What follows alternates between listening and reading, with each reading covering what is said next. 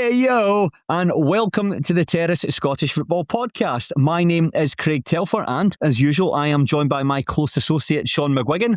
Hello there. And you know what happens when the clavicular and the ASU frat leader of the Terrace get together? That is right, we are going to engage in some looks-maxing and frame-mogging, and while we're waiting on the 6'5" Australian Terra Chad androgenic to hunt us down and engage in a mog-off, we're going to be talking about some red-hot lower league Scottish football. Shaughan, please don't make me explain who clavicular and the ASU frat leader are. It almost felt like you started talking in a different language there. Oddly enough, I have seen, is it clavicular? Clavicular? Yes, clavicular. Right. I have seen him mentioned a couple of times, but I didn't understand why he's been mentioned. So it's lost on me, sorry. He is, I'm going to watch myself. I'm sure there'll be people listening to this will be thinking, what on earth are you on about? I mean, can you come back? Can you just go back to Fred and Rose? That was easier. Those were references I understood. But clavicular's a streamer who practices looks-maxing, and he hammers his jaw with a bone hammer to try and knock it into shape. And he's been mogged by the ASU frat leader, who is, I think he's called Varys, and he's a very muscular guy. And they've been hanging out with each other. And then this guy, the androgenic, this Giga Chad, has come to try and track them down to from Australia. But because he doesn't like them, or because he does like them? I think he just wants to frame mog them as well. So it's all very interesting stuff. All very interesting stuff. See when you said he's hammering himself with a bone hammer, is that making things better or worse? Yeah, it doesn't sound like it would make things better. He's trying to hammer his jaw into shape. It's called looks-maxing. Maybe if you tried it, you'd get on a bit this better. feels like another thing. This feels like another thing I'm missing out on. I don't know if it's a good thing though. Listen, let's just move on to the football, right? Because we're really, Shaughan, I'm out of my element here. I want to say I am out of my element here. I just spent a lot of time online. I saw these two people. I thought I'd reference it for the introduction, but I realised when I'm trying to explain it to you, I am well and truly over my head. So listen, Shaughan and I are going to be bringing you the best of the action from the lower leagues over the past week. We'll be looking at one game from the Championship, another game from League One, and a third and final fixture from League Two, as well as anything else that caught our eye. A lot to get through this week. Just like every week, Scottish football is relentless, and so are we. But before we get started, Shaughan McGuigan, how are you? Everything okay? Yes, all good. All good with me. What about you? Yes, well, for the people watching online, they might be in for a bit of a fright. I have started wearing glasses. I said this on last week's show. I need them to look at screens better. So here we are. I'm wearing glasses now. And are you at your work, or do you just have a map of Europe in your spare room or something? No, I'm recording this from the office because we had to get going pretty much bang on 5 o'clock recorded this evening. So I snuck into a meeting room. So this map of Europe, you'd have to be a real weirdo to have like a map of Europe in your house, in your snooker room. I think maps and atlases are quite. I don't have any on my wall, admittedly, but I think maps and atlases in general are actually quite cool. And to get back to your glasses, I think that's a decent look. I think that's absolutely fine. Thank you very much. Well, the people who just listen to this audio only, get on YouTube, get a look for yourself, see what you think. If you've got a girlfriend or a daughter, no. Just let's say bring them and get their opinion, but let's not bother. I don't want the opinions of anyone's daughters, please. I think I look all right. Shaughan thinks I look all right. We'll just leave it at that. But Shaughan, let's get away from the frame mogging, get away from the looks maxing, get away from daughters, and let's get into the football. And we will start in the Championship. And we'll start with probably the most consequential match of the whole weekend. It's a game that has enormous ramifications at the foot of the table, and that is Ross County 0, Queen's Park 1. Matty Shields got the only goal of the game with a header, scoring in the first half injury time, and it's had big ramifications at the bottom of the table there. County have dropped from 9th into last place. Queen's Park have moved off the bottom and into 8th, and Adrionians sit between the two teams, and there's only 3 points. Beg your pardon, there's only 2 points between the three sides. Shaughan, any opinions on Ross County 0, Queen's Park 1, please? This, based on that, I'd actually watched the highlights of this game before I'd really read anything about it. But I did think that what I read confirmed everything I'd already thought about the highlights. This looked like arguably the worst game of football that the Championship has offered up this season. See, I don't know, I don't know if you noticed how this game started. So, like there was kick-off. The ball was moved to Trevor Carson in the Ross County goal, and Queen's Park forward Nikolai Todorov from centre basically just set off like chasing the ball. Now he had no chance of catching it. It was almost at Carson's feet by the time he'd left like the centre circle. But I think it was Alex Iacoviti. He had his back to Carson, so he didn't really know that. So I don't know how to describe it. It was like an American football move. You know when they try and block a runner. So he just blocked Todorov. So we're now 5 seconds in. Carson is blootering the ball as far as he can. Alex Iacoviti is wrestling Nikolai Todorov. The ball goes 80 yards, and then Roddy McGregor tries to clear it, and he somehow manages to shank it over his own shoulder and back towards his own goal. And I'm 10 seconds into these highlights, and I'm like, this could be the worst game of all time. And the start to the game was very much a precursor to everything that followed. Great result for Queen's Park. And I don't think either team was any good. I thought they were both poor, but it felt like the Ross County were substantially poorer than Queen's Park. And when you consider what happened to Queen's Park the week before, the fact that they were so inept at Ibrox, a fantastic result and come back, albeit I didn't think they were particularly good, but probably merited the 3 points. I think you're right. I think, I pretty much agree with everything you said. When you watch those highlights, you think, oh my goodness. It's like you're watching own goals and gaffes, but just with slightly higher picture quality.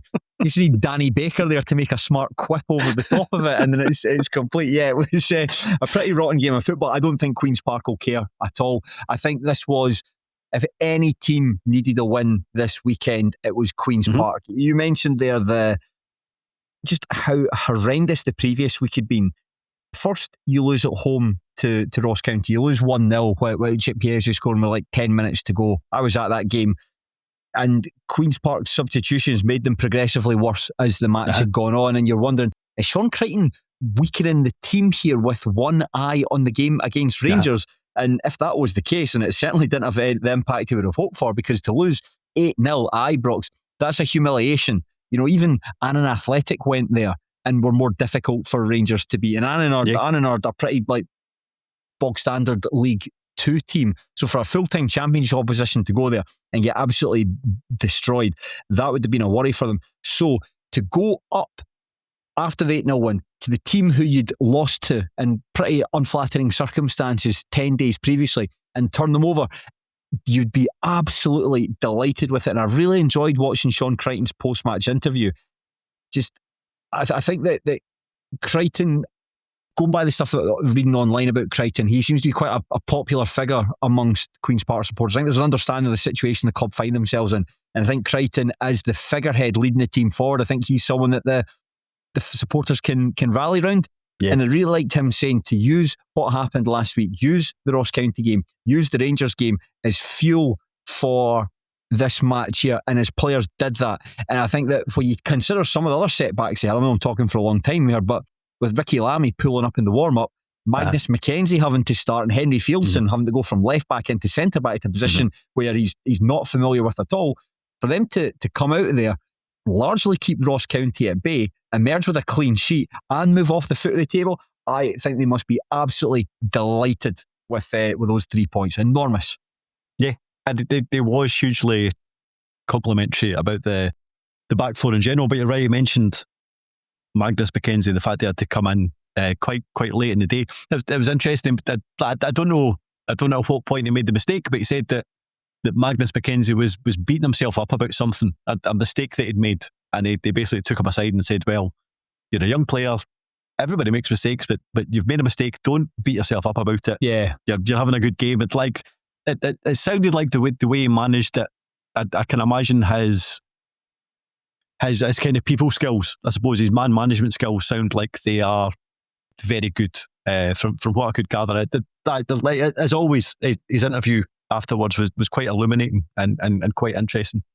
I think in terms of in general about Queen's Park, bearing in mind when Josh Fowler went to St Johnstone, we presumed that might be the end of them, but that's now 3 league games since he left. Yeah, they beat Arbroath. Now they've defeated Ross County and Dingwall. And I think there was a belief, if Fowler goes, if your best player goes and you're already not doing very well, then that's probably the end of you. But I think it might have been yourself that mentioned it on one of the podcasts, where maybe if other players have to start taking some more responsibility or some more accountability, or maybe there was a wee bit within the team where it was like, right, well, we have Josh Fowler, therefore just give him the ball.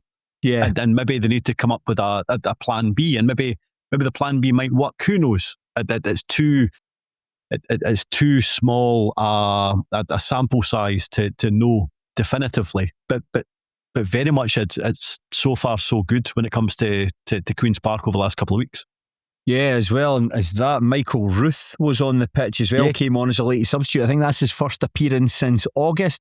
I think that of the Dumbarton 3, if you want to call them, Matty Shields, Carlo Pignatello, Michael Ruth, I think the hopes were highest for Michael Ruth, given of how that he had, I don't want to say carried Dumbarton at points last season, but he was certainly their best attacker. I think there had been a lot of clamour for teams to try and secure them. So with him coming back in, even if Ruth isn't necessarily going to score maybe the 15 goals, not going to necessarily be a like-for-like replacement for Josh Fowler, he's got the guile and he's quite a canny player as well, and he's fit and he's enthusiastic and he'll put himself around. I think he's maybe something different to likes of Callum Smith and Seb Drozd up front, so hopefully he can be the player that can come in and help knit that attack together.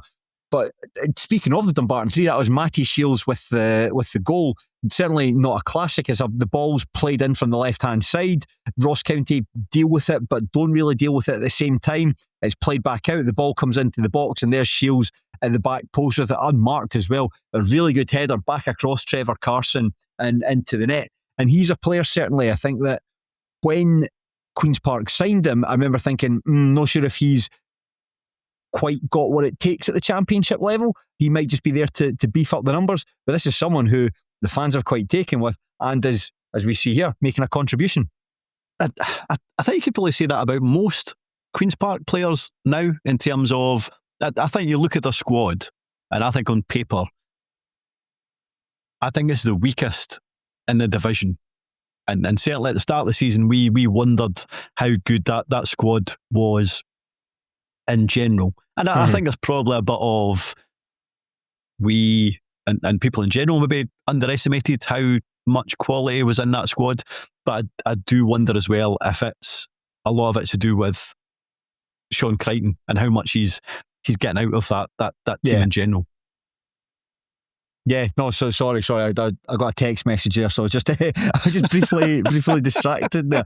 It's one of these things that, like, I think that the bottom of the championship is so difficult to try and get a handle in, because there's still, even at this stage of the season, we're 2/3 of the way through it, and there's still no real patterns or paradigms that have really set. Because just when you think you've got a handle on a team, just when you think, oh, there's Josh Fowler away, that's Queen's Park are really going to suffer, do you think, well, no, that's not the case. There's the 1-2 of their 3 matches since he moved away.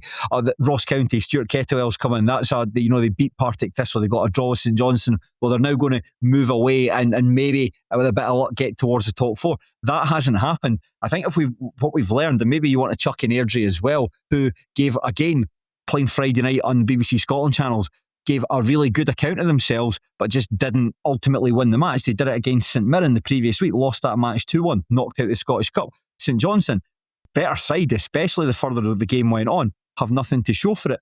So it's difficult to try and talk about these teams. I think the lesson we've learned from 2/3 of the way through the season is never get carried away when they're doing well, but never get too despondent when they're doing badly either, because just when you think you've got an understanding, you get let down by them.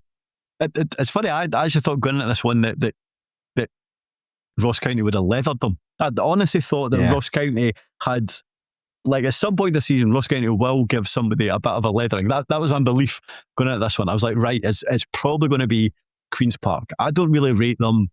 Fowler's away. It feels like Ross County are starting to pick up. They've got a home game here.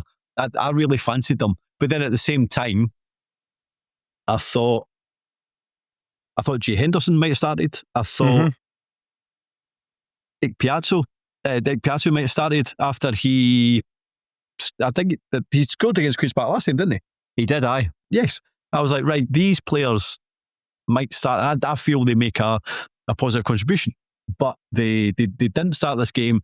And just in general, I thought Ross County looked utterly inept. And like that, I'm basing that on 10 minutes, but also looking at the comments, this appeared to be one of, if not the poorest performance of the season. And in fairness to Stuart Kettlewell, he didn't hide that at full time. No. He very much let everybody know exactly what he thought in terms of his interview after the game. Yeah, excoriating what he said. I've got some of it written down here. You know, embarrassing. It's a team nowhere near good enough to challenge in the championship. He said it's angrier than he's been at any point since he's come in. The team offered nothing. There was no game plan, no structure. It was 39 minutes before they created anything approaching decent. The goal was defensively horrific.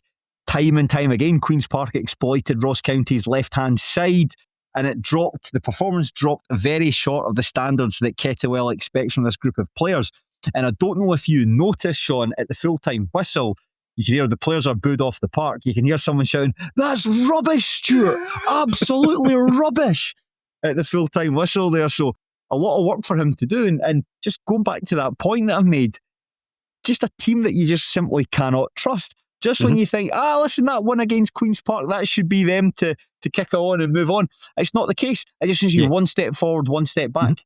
Yeah, and this is now they're already on their third manager of the season, and there probably has been an increase in results and performances since Kettlewell came in. However, Saturday was certainly a low point. I thought it was interesting in terms of, like, sometimes you'll hear a manager say, like the performances are good enough that, like, and maybe they wanted it more.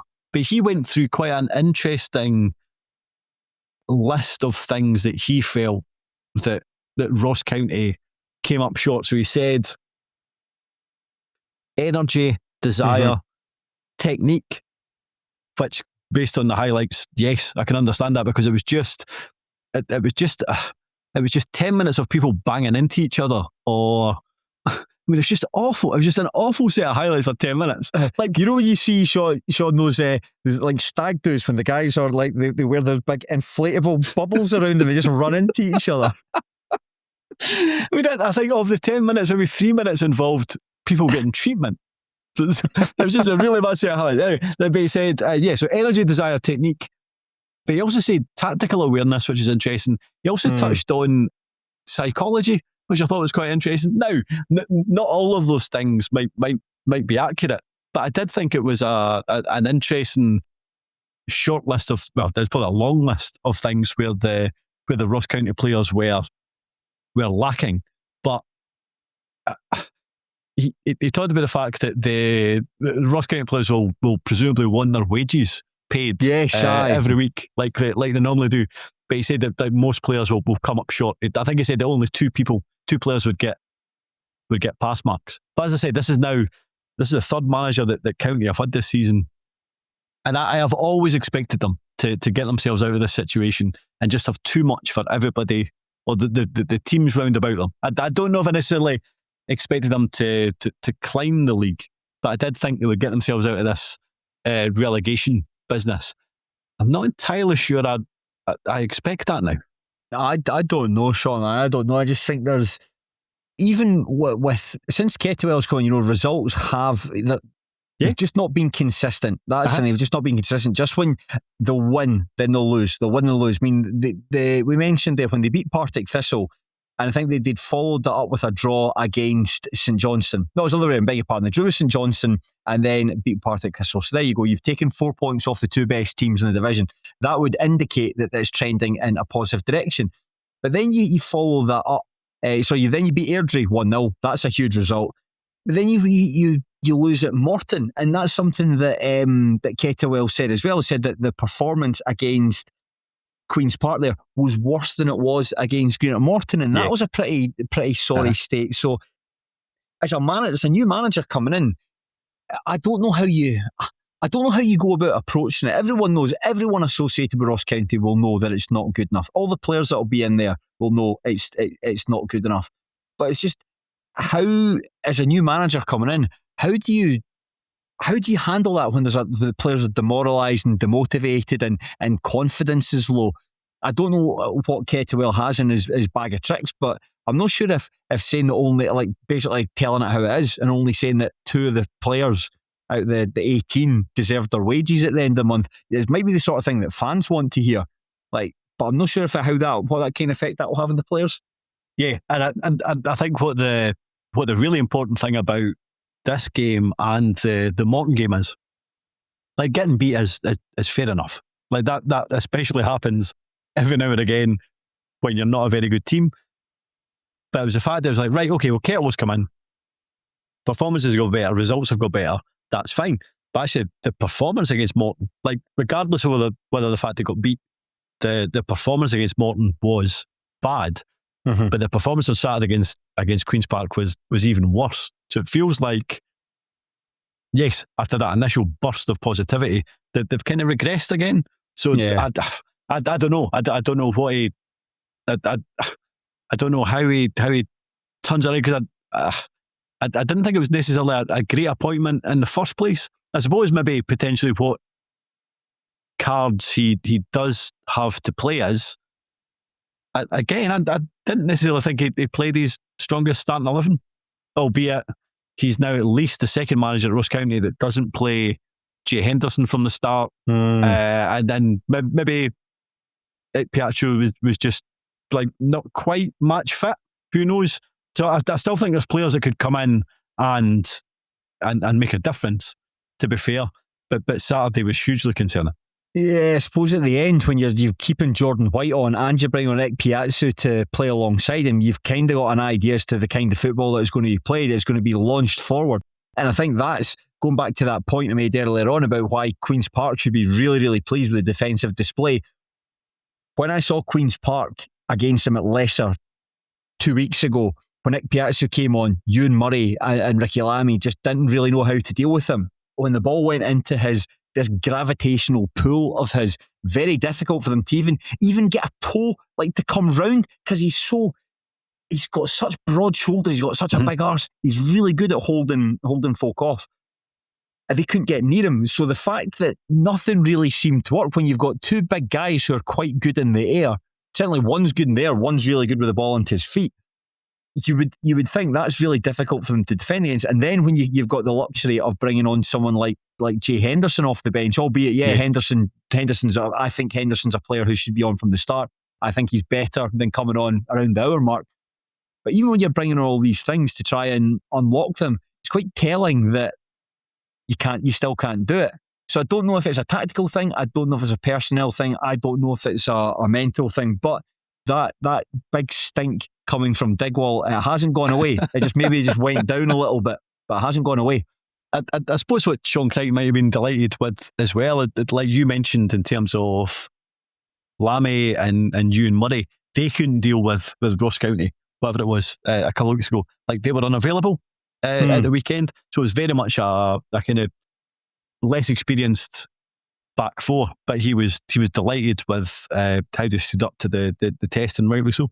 Yeah, definitely. And it's good to see Magnus McKenzie play. I know that he was thrust in, and maybe sometimes I don't know, as a young player, that's not the best way to do it. But if you're told, like, the night before, you're told on Tuesday that, listen, you're going to be playing at the weekend. I don't know if it gets into your head a little bit and you maybe overthink it and you maybe overcomplicate things, but where he has got minutes to comprehend what he has to do. Oh yeah, by the way, there's Ricky Lamy pulled up. Kid, you're going to need to get in for it. You've got no choice but to do it. But fair play to him. I'm pleased to see him getting a run. He looked good at Alloa last season. He looked quite good at East Kilbride this season. And ultimately, I think now he's probably got about 30 games under his belt at SPFL level. I think that's the sort of thing that Queen's Park will benefit from going forward. So hopefully he can get a look in the team. I like doing that, seeing guys who, when they're on loan at quite a low level,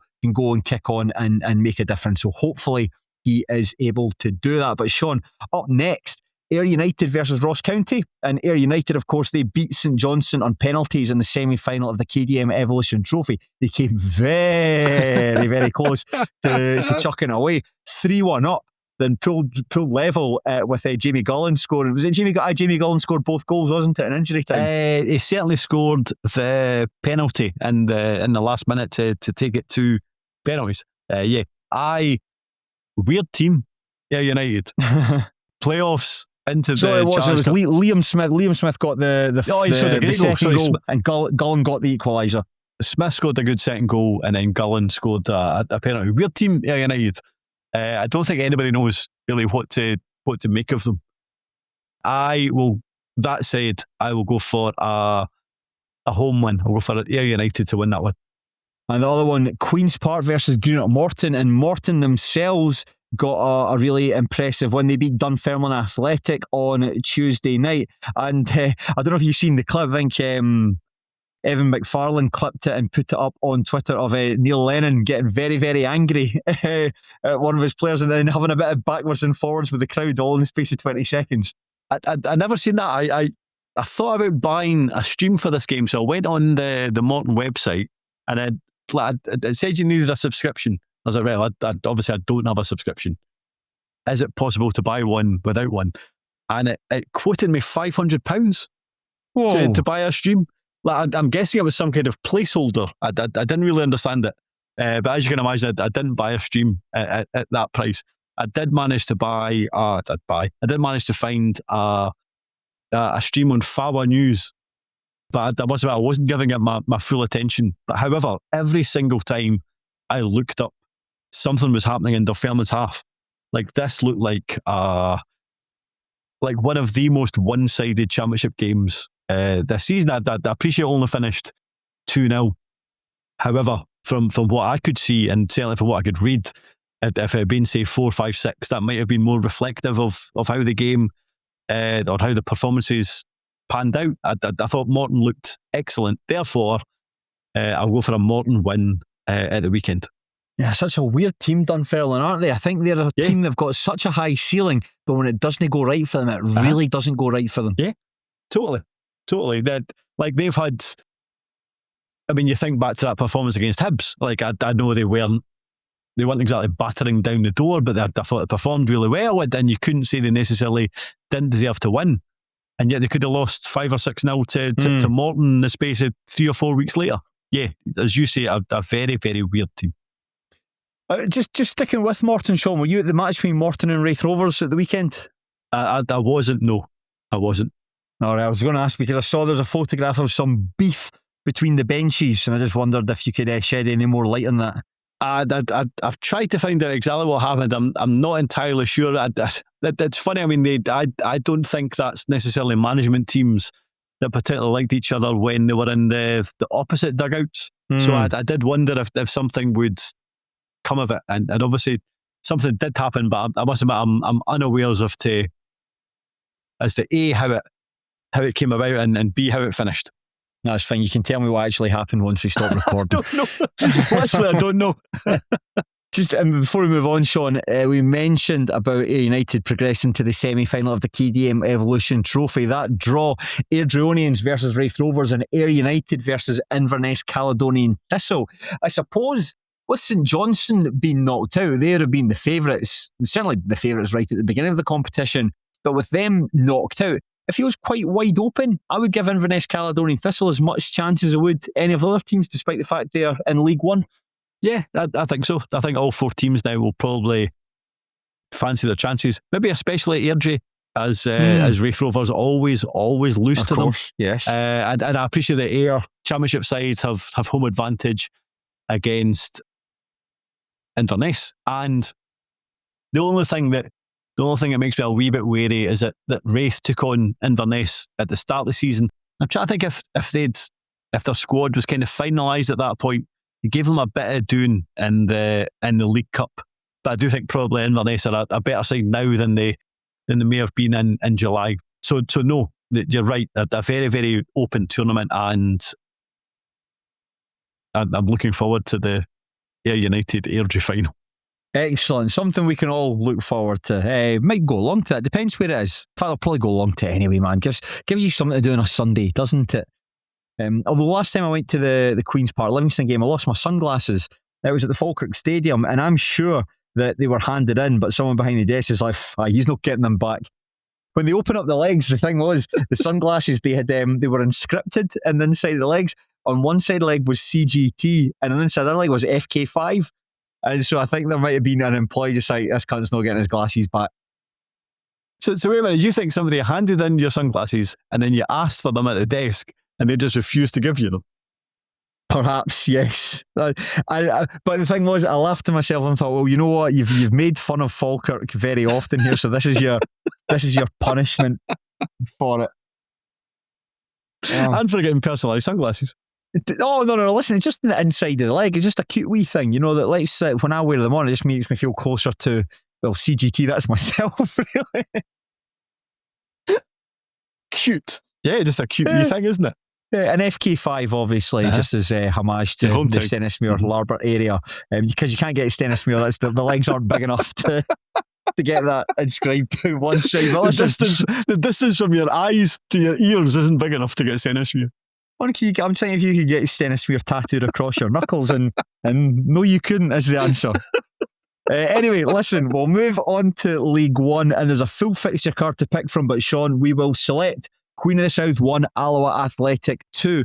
Luke Donnelly, my goodness, he put the Wasps ahead midway through the first half with, that might be my favourite goal that I've seen so far this season. There's been some very, very good goals. Reece Lyon equalised not long after the interval, but Curtis Roberts got the winner with just minutes remaining. Queen of the South are still in third place with 39 points, but Alloa have closed the gap behind them to just 2 points and have a game in hand to boot. Shaughan McGuigan, give me your shoot thoughts on Queen of the South 1, Alloa Athletic 2. I know you've mentioned this in the past about how you sometimes watch the manager's interviews beforehand, before you watch the highlights. And I've done the same with this game. And when I watched the highlights, it didn't quite pan out how I thought. I know Andy Graham said it was like in fairness, he may have been describing the first half. He talked about it being like a basketball game.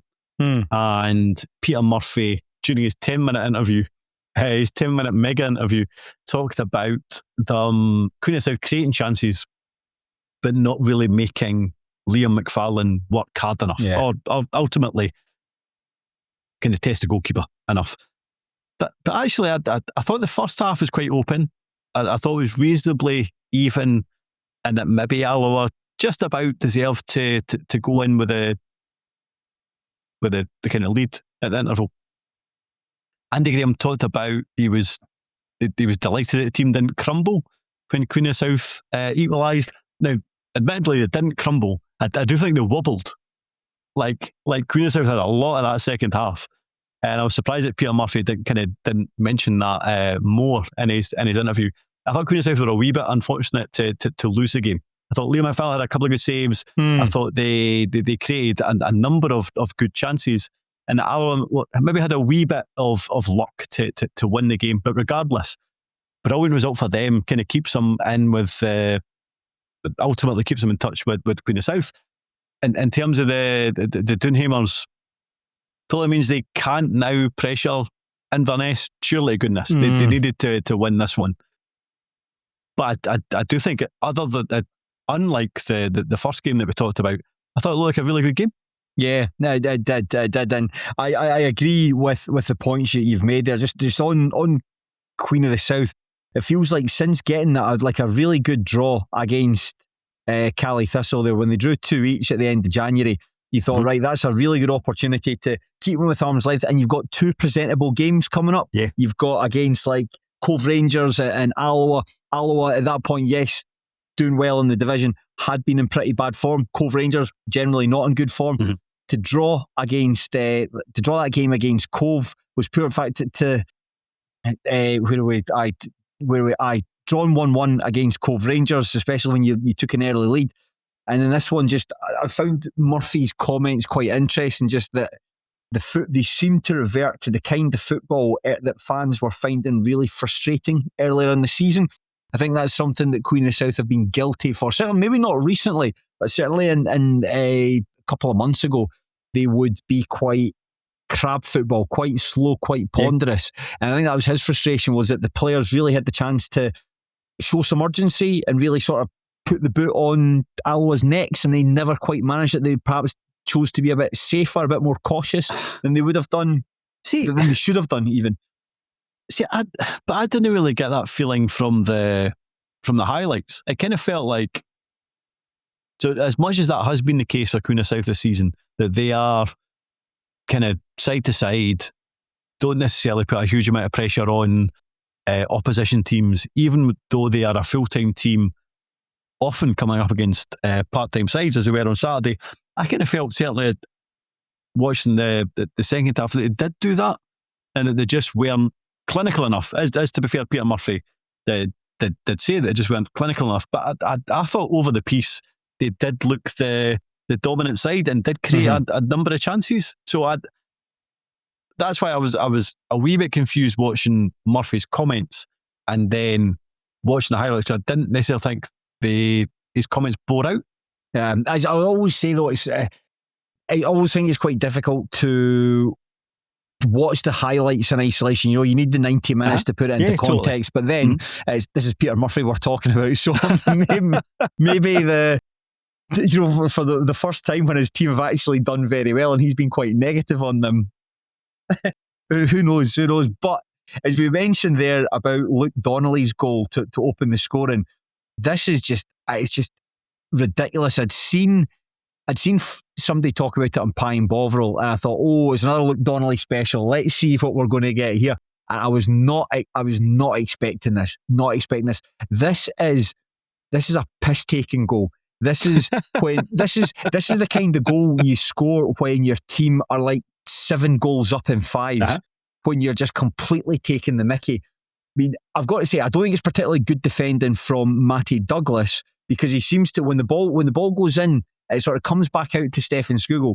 Douglas has got his goal side of Donnelly, but then just seems to watch the ball and just and Donnelly just basically stands where he is. Yeah. Skugel slips the ball into him. Donnelly's 1-on-1 with Ross Stewart. He feigns to shoot, dumps him on his arse, and then just as Ross Stewart kind of good reflex actually to get back over, Donnelly feints again and dumps him on his arse a second time before putting it into the net. It's a stunning goal. You do not see. I mean, I'd say any level, genuinely any level, you do not see goals like that. That's beach football sort of stuff. That's a da playing in the back garden with his kids. His kid wants to be a goalkeeper, and he's taking the piss out of them. And I'm thinking, like, Donnelly he's such. Every time we talk about him, we say the same thing. Such a like, what would the Tony Anderson say? Such a high ceiling, but such a low floor. And I think that, see, when he's retired, there are going to be like video clips of his best goals are going to be pulled together, and people will be saying, how come this guy wasn't playing for like Man City or Barcelona? Because the stuff that he's doing, but he's been, and that's the thing, it's not a recent thing, he's been doing it for years. I remember, do you remember the goal he scored against Arbroath when he's a Stranraer player, where he got the ball in the middle of the park, and I think it was Tam O'Brien came out to tackle him, and he basically just rolled the ball under his studs and dumped Tam O'Brien in his arse, rounded the goalkeeper and scored. He's been doing it for years. He did it last season against Annan, where he scored 2 goals where it was like somebody just like 2 lobs. Oh man, I think it's easy for me to romanticise a player like Luke Donnelly because I don't have to watch him on a weekly basis. You know, the times I've seen him this season, he hasn't been particularly effective. The game passes him by. He's been quite well marshalled. But when you see him in these moments, you just think, wow, just so much fun. So much fun. And this goal might just be I'd say this is probably the goal of the season so far. And what I mean by that is, it's just, you know, when you see a goal scored for like 30 yards, that's amazing. But when you tend to see that happen probably 10, 15 times a season. How often do you see a goal like this scored? Very rarely. Yeah, you don't. You're right. So I think Lewis Stewart does really well. Like, it's a well-worked goal in general. I think Lewis Stewart does well on the right-hand side. he feeds it into Scroogle, he kind of pirouettes away from an opponent, then his through ball. But in terms of what Donnelly does next, like he dummies Ross Stewart maybe 3 times, but the thing is, like he dummies him really slowly, so he feints to shoot, and Ross Stewart dives, but then there is enough pause between dummy 1 and dummy 2 that Ross Stewart has enough time to get up and then kind of dive the other way, and he dummies him again, and then when he eventually does chip him, it's like the lowest chip you've ever seen. It doesn't get like maybe like 1.5 feet off the ground, and he just dinks it over his kind of fallen body. It is such a cool, it's just such a brilliant goal. Yeah, and what I liked as well is Andy Graham talking about Donnelly after the match and saying that Donnelly's now making a really like strong contribution. I think that's 3 goals in the last 4 matches that he's got for them. So, yeah. He said that I think one of the problems that Graham's had this season is that, and maybe it's a problem of his own making, that he doesn't, I think maybe he came into the season not knowing what his best 11 was or who best to play in the number 9, because we know that Andy Graham, the way he wants to play, it's like a 4-2-3-1, 4-3-3 formation, where you know who the midfielders are going to be, two your wide players and your centre forward. And I think that he's gone between the likes of, well, maybe not so much Connor Salmon. Connor Salmon's just really an impact substitute, but maybe guys like Josh Gentles has played at periods. Luke Donnelly has played at periods. But I think Donnelly now is the certainly going by Graham, the undisputed number 1. And it's not just for what he's doing in the opposition box. I think that's an underrated thing that strikers do. When you've got someone who is just a nightmare to deal with in your own box, who if you're putting balls in, someone that's prepared to come deep and form part of that defensive structure, that's a big bonus as well. So it's good to see he's contributing at both steps, at both parts of the pitch. It's just the challenge for Donnelly is just how do you bring it all together? And maybe he never does, and maybe that's why he's so good. And maybe, and you know, I mean, he's just not long turned 30. Maybe we'll be talking about Luke Donnelly the same way you'd be talking about somebody like Ross Forbes. You know, because I think that for Ross Forbes, remember there's a goal Ross Forbes scored, was it for Dumbarton against Wraith Rovers? Might have been during the pandemic. I think Robbie Thompson was playing in goals for the Rovers. He hits the thing from about 45 yards, and you need to see this goal. If you know the goal I'm talking about, then you'll know exactly. But the ball seems to be moving incredibly slowly but very fast at the same time through the air, and it just sails over Robbie Thompson into the net. But that was the kind of goal that Forbes could score. Forbes has scored one of the best Dennis Muir goals I've ever seen when he scored down at Galabank. No other player on the pitch could hit the ball like that. And you've probably romanticised Ross Forbes, but then when you actually think about what he did 90% of the time, sort of amble around the pitch and not really do much. But you know what? That's it. Like play the legend. That's it. Play the legend. You know, when I think I've used this expression before, in 30 years' time, when I'm suffering from dementia and I get wheeled into one of those football memories things, and I get a Ross Forbes and a Luke Donnelly card put down in front of me. Oh my goodness, be singing like a canary for hours.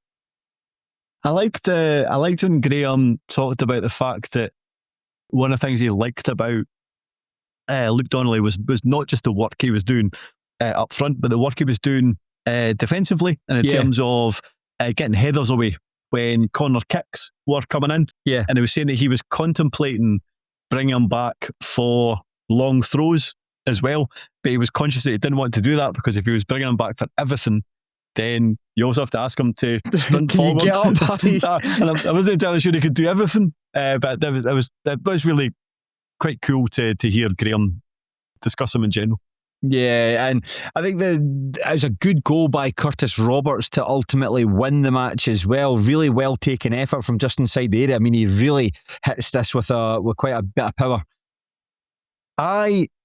So yes, you're absolutely right. So it was like really well worked goal from Gentles, put it into his path, but a kind of thumping finish. I did think it was a foul. Like there was, just before Gentles initially plays it into his path, I thought Gentles fouled. It might have been Neil Rogerson that had come on He did turn round to the referee to say how was that not a foul, and I thought it might have been, but regardless, really good thumping finish for the winner. I suppose though the big winners from this weekend, as well as Alloa, have sort of put a bit of bad form to bed by beating one of the better sides in the division and have come within touching distance of moving into third place if they can win their game in hand. I think the big winners from the weekend were Inverness, Caledonian, Thistle. Yeah. Knowing that they kicked off at 5:30 against Hamilton Accies at Broadwood on the BBC Alba channel, knowing that if they won, they could go 5 points ahead. With Stennismuir drawing 2 each against Montrose, Queen of the South losing here, it feels like big win for Cali Thistle here. And on top of that, it feels like it could be a season-defining game at the weekend. They're taking on Stennismuir at the Caledonian Stadium. And it's a game that if Stennismuir are serious about winning the title, they need to win this match. 2 flat performances against Peterhead and then against Montrose. 2 teams that, on paper at least, you'd imagine Stennismuir would have beaten, especially when both times they were at home. They had to really dig deep to get a point against Peterhead, and then against Montrose just never really got going in that match. Could have won it at the end, but shot themselves in the foot at the same time. So Stenny will need to win that match if they are going to maintain this title challenge. How do you see that one going? As much as I've been hugely impressed by Stennismuir this season, and they've got some good results against Inverness this season. I do think that might run aground this weekend. I think Stenny might take all 3 points, and you're right. I thought Saturday was hugely important in terms of the title. I think Inverness taking all 3 points against Hamilton when they didn't play particularly well meant that it ultimately came down to between them and Stennismuir. I hope Stenny that they're able to take all 3 points at the weekend. I don't think it's beyond them. I just do fancy Inverness. Aye, and the other games this weekend, so I disagree. I think Stennismuir are going to win about 4 or 5-0. But the other games that are taking place this week, you've got to believe, don't you? The other games, Shaughan, Alloa Athletic versus Hamilton Academical. Accies, they did beat East Fife 1-0 on Tuesday. I've not seen highlights. I don't think any were available as we recorded this. I think Hamilton were not necessarily.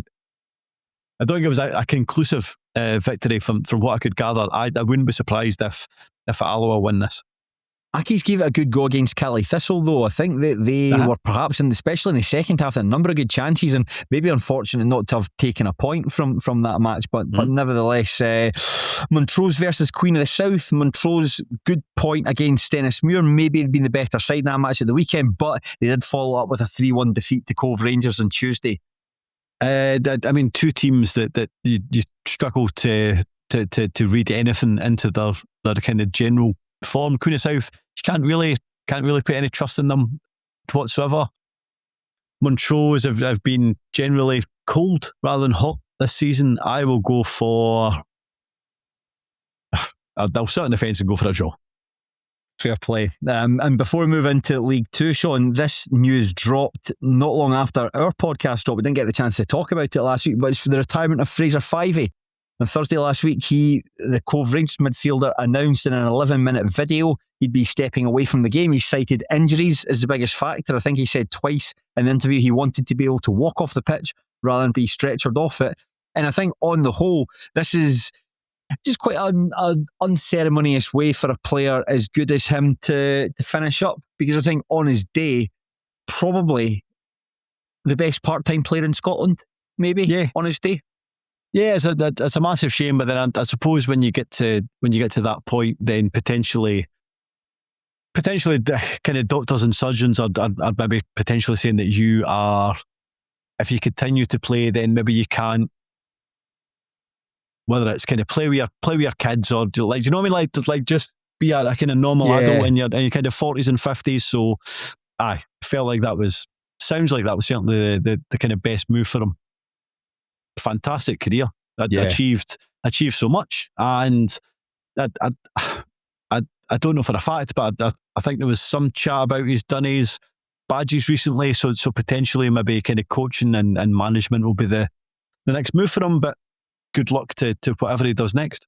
Yeah, certainly a massive player in Cove Rangers' modern history in terms of establishing them as an SPFL club.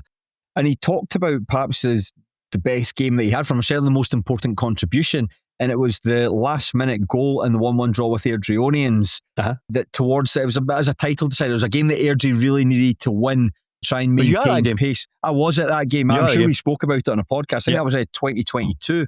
It was not saying it was one of the best goals I've ever seen, but it really was. I suppose in the context at that time of the match, an injury time, Cove really needed something special to get back into the game, and for him to hit the ball the way he did, it was just remarkable.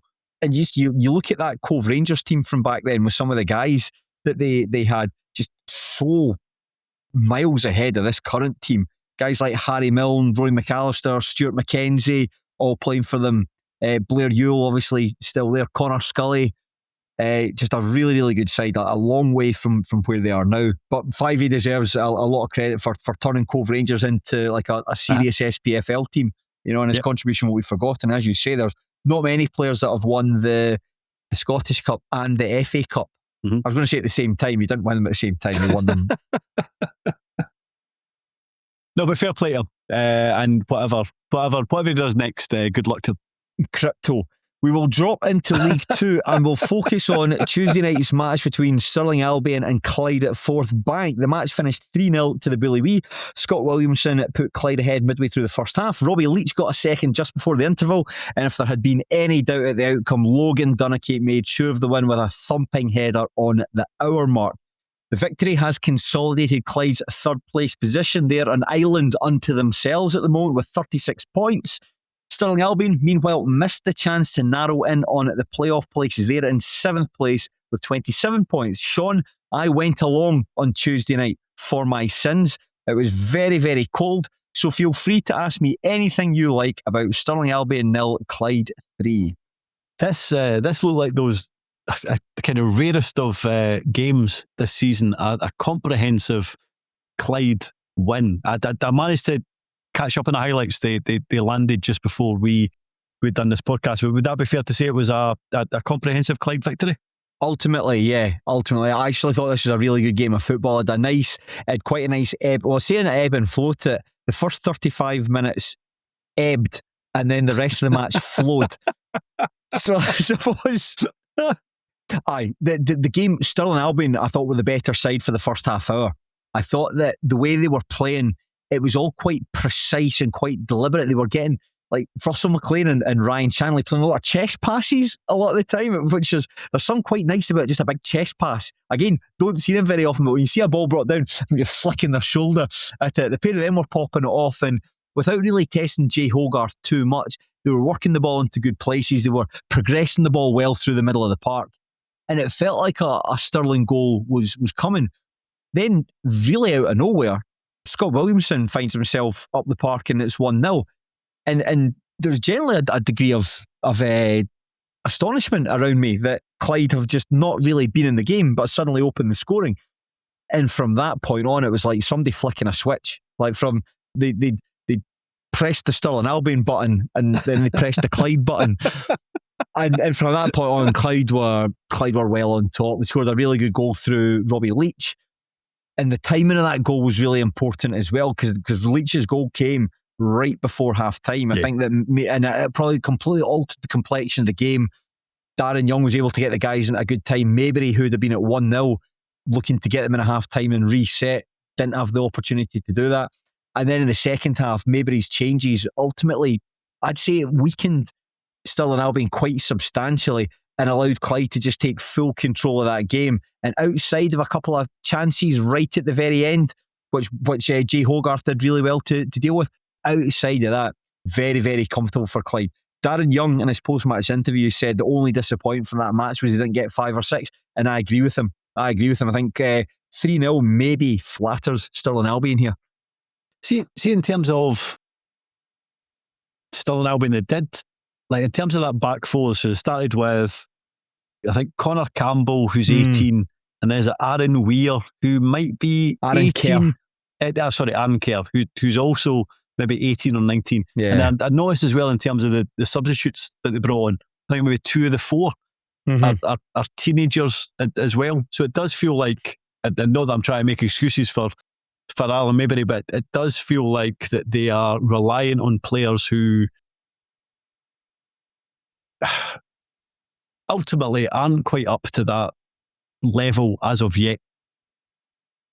Might be a fair thing to say. Do you remember the last time I think we spoke about Stirling Albion in any great depth? It was when they were beaten 2-1 by East Kilbride at Forth Bank, and we talked about, I think it was Connor Campbell didn't necessarily have the best of games. Sound like I'm picking on the guy, I don't mean to, but it's when you see that first goal, it's great work from Scott Williamson, really good work from Scott Williamson, to the point where when I was watching it, I actually think Scott Williamson had taken one touch too many and would allowed Derek Gaston to come out and smother it. It did seem to get away from him. But what's so good about it, he goes inside then outside again, and that sort of movement really takes like Campbell out of the game. It looks like he's going to come in field on his left foot and then comes back in on using his right foot. And Campbell really stumbles, and that what ultimately leads to Williamson having the space to shoot. Yeah, maybe Gaston could have been a wee bit quicker off the mark to come out, but nevertheless, the second goal, I can appreciate. I think it's, remind me who it was. It's Aaron Kerr. Yeah, in fact, you're right. Aaron, when there's a long pass comes in, Marley Redfern does really, really well. He just basically bumps Aaron Kerr, sort of goes hip to hip with him and sort of just nudges him out of the way. So when that ball comes over, Kerr's sort of all discombobulated. Lee Hamilton subsequently has to come across to cover, and then the ball's played into him, and I think Campbell's a wee bit slow at trying to deal with it. And it's actually quite a good finish by Robbie Leach. It's very precise, just the way he sort of like passes the ball into the net. Yeah. And then for the third goal, it's Logan Dunniky's goal. It's a second phase of a corner, but again, like Campbell doesn't really get near him, and Dunniky's a difficult customer. I mean, Williamson and Dunniky, difficult customers. You don't want Scott Williamson running at you, and you don't want to be having to pick up big Logan Dunniky at a corner. Sadly, he found himself in both positions, and it wasn't I don't think he had a particularly good game. I mean, he's a young guy. I think he's like 18, and he'll learn. It's just unfortunate for us the times that we've discussed him. It's against some of the better sides in the division where he's had a direct impact in the match. Yeah, and actually what I hadn't quite realised up until this game was just quite how poor Stirling Albion's home form is. Like they've only didn't appreciate that at the time either. One home league win this season. I'd like, and if you can imagine if... Is it one? I thought it was two. I think the chat was... I must admit I haven't checked. There was a conversation online I saw that somebody said they've won one home game in the league this season, and you would imagine... Oh no, you're right. I had 1-0 win over Stranraer back in August. You would imagine the bulk of Stirling Albion fans go to home games rather than away games. So if that's all you're seeing this season, I'm starting to understand more how Alan Maybury has had such a hard time this season. Yeah, I mean the away form is actually like generally pretty good. I think they've lost only half their games and won about a third. So at least it's their away form's keeping them going. I actually think that Forth Bank, I'm trying to think of all the grounds in Scotland, and I think that certainly in the lower leagues, because I think if you're, say, like you're at Tynecastle or Easter Road, if you've got a bunch of fans shouting at you, it just becomes noise. Don't really think you can pick it out. Whereas at grounds like Forth Bank, for instance, things can get really personal. I think that must be one of the worst grounds if you're under pressure or the team's not doing well. Given that the dugouts are, I think I could lean over and tap Alan Maybury in the shoulder if I wanted to. That you can really, and it's a small crowd, so you can really hear specific shouts. I think that must be really, really difficult at the end of the game. Like, sounds bad, like kind of like similar to the Accies Dunfermline game last season. At the end, I was quite slow in leaving the ground because I thought, I wonder if there'll be any hassle here. And there was a fan who was on the left hand side of the tunnel was shouting over at Maybury, and the fan was shouting. Maybury was more having a conversation with him. But when Ryan Shanley came past, he was, "Oh, you fuck off!" He was saying as he went down the tunnel. A couple of players basically had to sort of put their hand on his shoulders and just guide him down the tunnel. Shanley was saying this. Aye, Shanley was telling the fan to fuck off. Aye. It feels like that's happened a couple of times. I know I don't know which coach it was, but I know they had to almost, I don't know if it was an apology as such, but they certainly had to say that they were aware that a coach had said something to a fan and they kind of apologised. It's just, it feels like there's very much and we've talked about it before, just a them and us. Just in terms of how the fans feel about the team and certainly the coaching team in general. It feels like a them and us. And I think we wondered, I think we presumed there would be like maybe would maybe have to be moved on. But that was a few months ago now. And I kind of thought he'd maybe bounce back. But performances like Tuesday night doesn't do his position any good.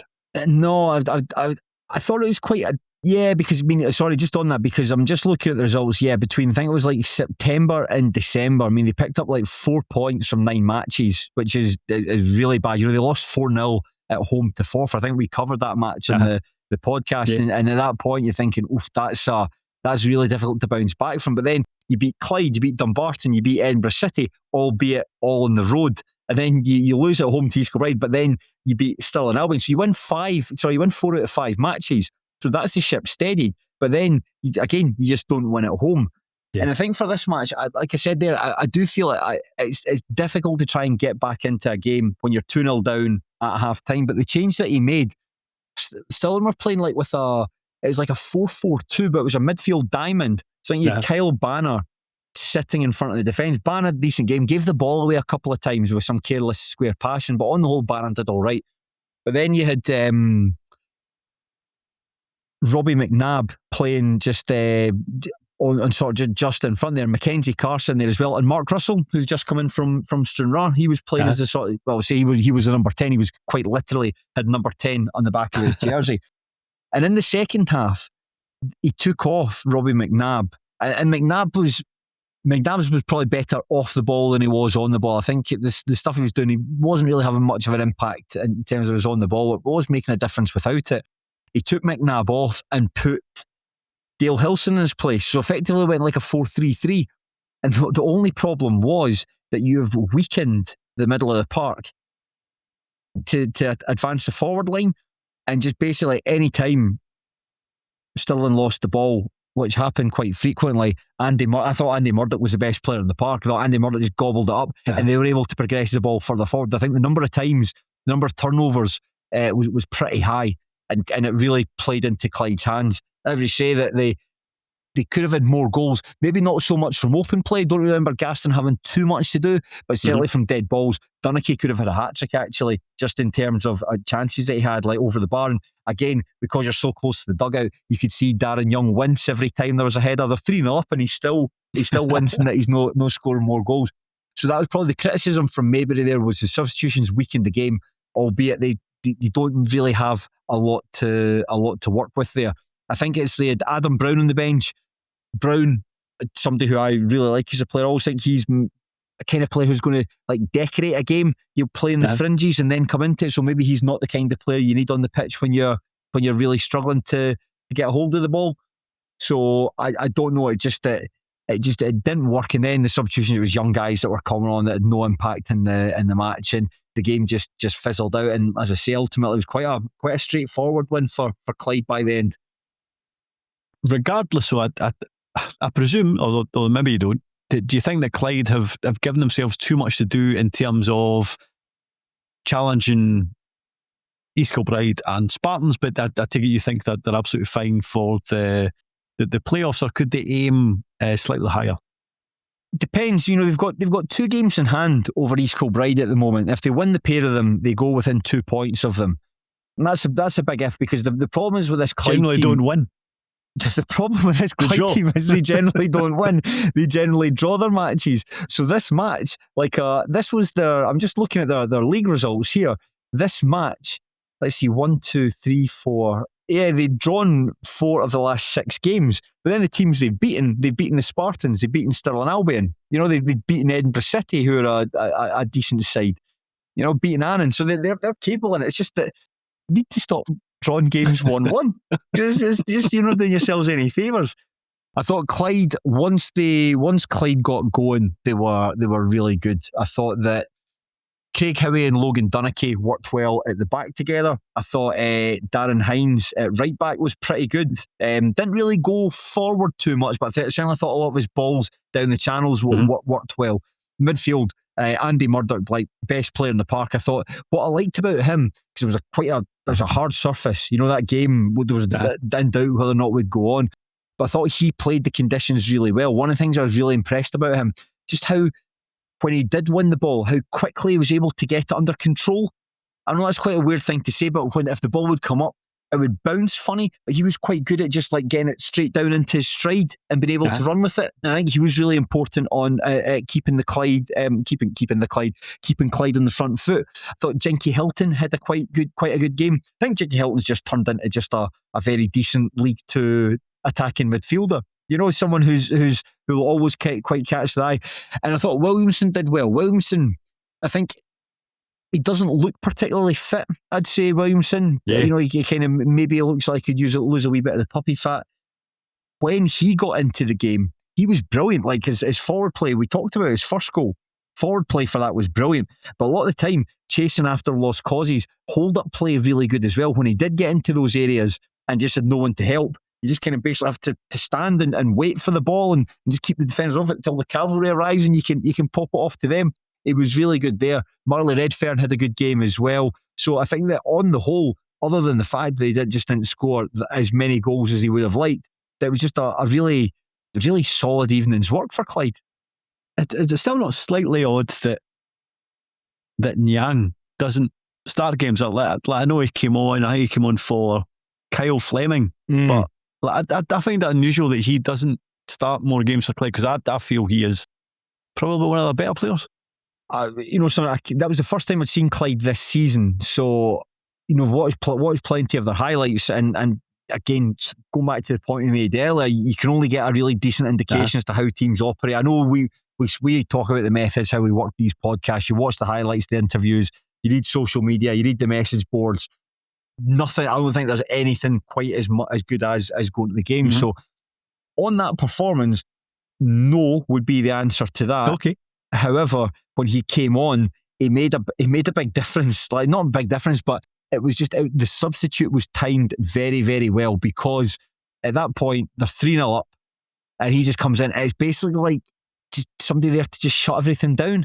And there's a number of times just where Stirling and Albion were looking to try and probe, and he's quite a big laddie. You know, he's got those big long legs. He can cover a lot of ground, and he would just motor up, pinch the ball off someone, and give it to someone else. So it was a very, like, I'd say, athletic performance from him. And it was and Senna was doing all the things that you'd want him to do, breaking up play, just patrolling the back four, giving the ball to other players. And he certainly did that to great effect. And we talked about these games in hand that they've got if they are serious about challenging for the title.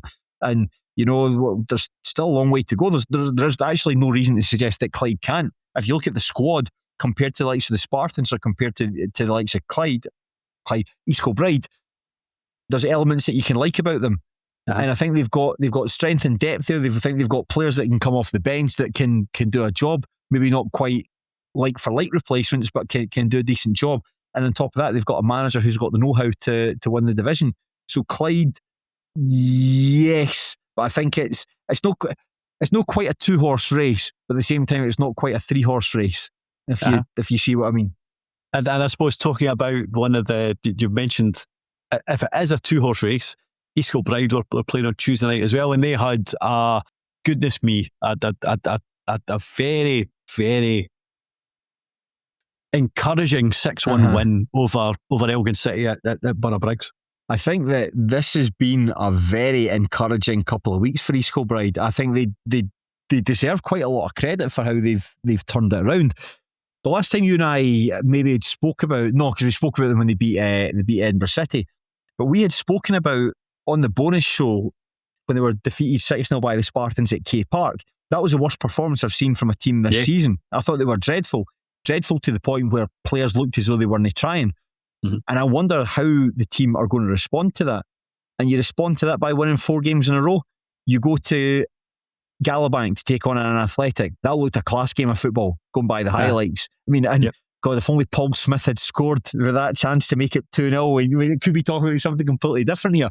But to go there, you think that Cammy Elliott's got, it doesn't look that bad, but Cammy Elliott looked as though he had a serious injury. Yet the team can still bounce back and play well in that match. And then you go to Elgin, and I think Elgin on a Tuesday night almost takes on mythical status, that it's like a really, really difficult place to go. No one wants to go there. You're not going to get back in the house till 3-4 in the morning.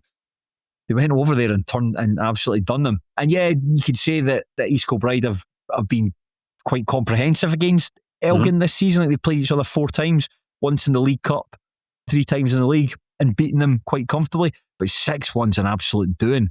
And so that's taken them top of the table, albeit having played 2 games more. But I think if you were Kennedy, you'd be really, really encouraged by what you've seen so far. You know, I think that going by, I've not had the chance to get to see anything from the Elgin game. You know, I know that they were filming up there. Frankie Ferry was up there doing the post-match interview, well past his bedtime as well. But going by the game down at Annan, that looked like a class game of football, like a real nice ebb and flow to it. I think what was so impressive was that the goals they scored, the 4 goals they scored, that looked like East Kilbride at their very best. You know, when they can work the ball from back to front, and it's not just possession for the sake of possession. You can get the ball into dangerous areas quite quickly. And I think that there's a lot of encouragement. Bobby McCluckie, don't particularly rate him after his time at Stennismuir and his time at Accies. He looks like he's making a difference. Yeah. You've got Connor Young, Connor Young's not even first choice. Connor Young scored. Zhao Baldi with a really nice goal. Got players that can hit you, and I think that the young boys that they've brought in seem to be tippling quite well to what Kennedy wants to do. So all in all, I think that East Kilbride are in a good place. I mean, the challenge now is for the Spartans to win their games in hand and to go level with them. But I always think it's more important, or you're in a better place if you've got points on the board than you do games in hand. Mm-hmm. So, aye. I mean, I think maybe one of our criticisms of East Kilbride this season is, as much as, like, we know what they are capable of and how much damage they can do when they're on their game, but they haven't really managed to do it consistently. However, since that hammer from that they received from the Spartans, they absolutely have been consistent. 4 wins. I think it's now 15 goals that they've scored. I do think, I know you've said about McCluckie, but it does feel like his signing, maybe more than any other that they've brought in January, has given opponents yet another player to they already had enough elements to worry about, but now they have to worry about him as well. It just feels like he's kind of scoring or assisting pretty much every week. You said, like, going back to last season when McCluckie was in at Stennismuir, I remember that, like, getting a first proper look at him when Stennismuir won 2-0 down at Annan. He was brilliant. He came on as a sub, and you're just thinking, wow, this guy looks an absolute superstar. You want basically terrorising fullbacks to the stage where get him on the ball. All you wanted to do was to see him, and that 25 minutes on the pitch, get him on the ball, let him run at the fullback, let him go to the byline. And then he did so well that he started the next game, which was up at Inverness Caledonian Thistle, and you realise that this is all the stuff that he's got to do. It's all very well, you know, doing when you're winning down at Annan and you're playing well and the fans are shouting Bobby, Bobby, Bobby. But then it's Inverness Caledonian Thistle when you're coming up against some of who at that point one of the best teams in the division, albeit they did their points deduction, and you just realise you need to do more going the other way. You can't just like dawdle about at the halfway line and wait for the ball to come to you. You need to do a work. So I think that's maybe where he fell down. But at East Kilbride, I think that he's been fortunate. He's in a team that are dominating possession in most matches, where he is able to just hang about in places that he wants to be. I mean, he's got the 2 goals against Edinburgh City. He took them very well. You know, the assist for this one here was really good. I mean, Connor Young couldn't have possibly missed it. It was that good. So I'm not sure he's got a future at Hearts. I don't think he's quite what Hearts are looking for. But he's certainly, if he can work on the other side of the game, going the other way, I think that he could be a full-time football player, because the stuff he is good at, he's very good at doing. In terms of Elgin, I don't know. Did you manage to watch Alan Hale's interview? Because it's one of the more it's one of the most agitated ones I've watched this season. I did. I mean, you know something, I probably wasn't going to until you text me saying, have you watched the Hill Brackets Less post-match interview? So I gave it a go, and yeah, he was quite nippy, and he seemed to bristle at some pretty soft, well, not soft sort of questions, but the questions, stuff that interviewers say to frame a question that just give me it as a stock answer. He seemed to take umbrage at what the interviewer said about about the game, and then maybe about the player's character as well. Yeah, now there was 3 points. Yes, where he bristled. The first was essentially the first question where I thought it was a perfectly adequate question, where it was like, well, where do you think it went wrong? And he seemed to take umbrage at that. And to be fair, I appreciate that the manager is coming out and speaking immediately after a 6-1 defeat. So it's not as if he's going to be all sweetness and light. I totally get that. But he kind of bristled at that. I can't remember what was the middle one, but the last one that he wasn't happy with, and it might have been the one that he kind of had the most issue with, was... Oh, no, I'll tell you what it was. The middle one was talking about Morgan Neal. Yeah, that was one. Yeah. Yeah, and he said that it's very hard to get a gauge after just one game, but what do you think he'll bring to the club? Which I think feels like a perfectly normal question. He goes, well, I already know. I don't need to. It was almost as if he felt the interviewer was putting into doubt how he judged Morgan Neal as a player. Almost that was strange. A strange response to that one. Yeah, that was one I thought. I mean, again, that was like, what was your impression of him? He's like, well, I already know. I wouldn't have signed him otherwise. He's not played. He's not been playing at Dumbarton, but he played 31 times for Dumbarton this season. It's like, right, whoa, right, all right, mate. I'm not slagging off Morgan Neal here. And then the last one, I think, was a continuation of that point, where I think after he complimented him, after Alan Hale brackets left, complimented Neil on his qualities.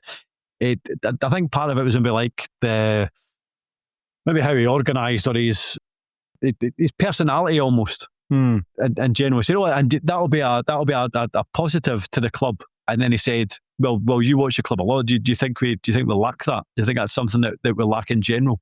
It was quite a difficult interview to watch. And I as I say, I appreciate he's at a low ebb. The fact he's just watched his team lose 6-1, but it did feel like he was taken out on the interviewer for no reason whatsoever.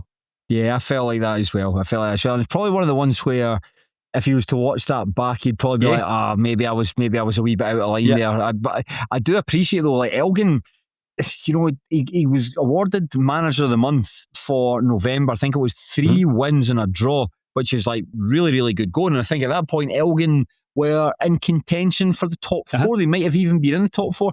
Since then, man, the team have absolutely flatlined. Let's say they've taken 5 points out of potential 27.